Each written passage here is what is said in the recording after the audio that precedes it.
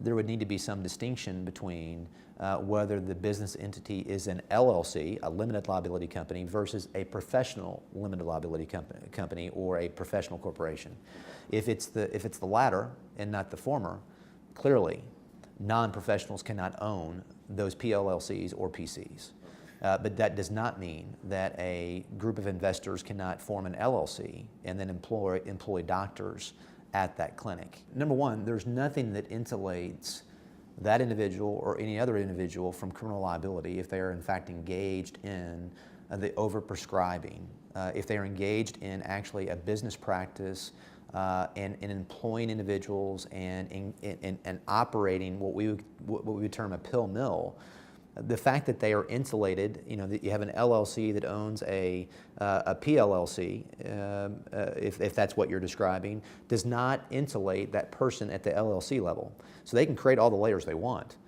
If factually there is a connection, a nexus of the individual, a non-physician, to the physicians that is engaged in a practice of overprescribing in pill mills, there's criminal liability on all fronts.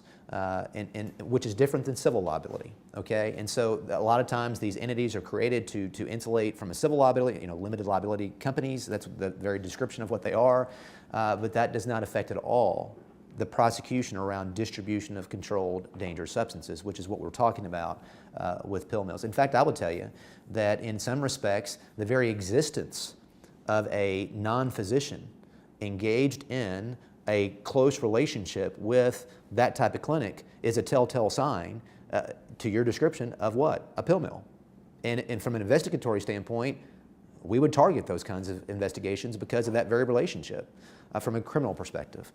It is relevant insofar as being able to identify, what you've discovered both in Oklahoma and across the country is that there are entities that are set up by non-physicians that are engaged in the distribution of narcotics, right?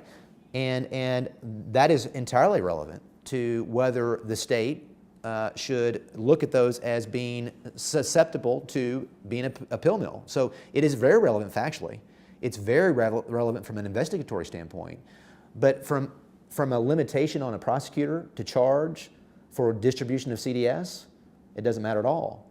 The entity doesn't affect, it doesn't insulate the individual from liability.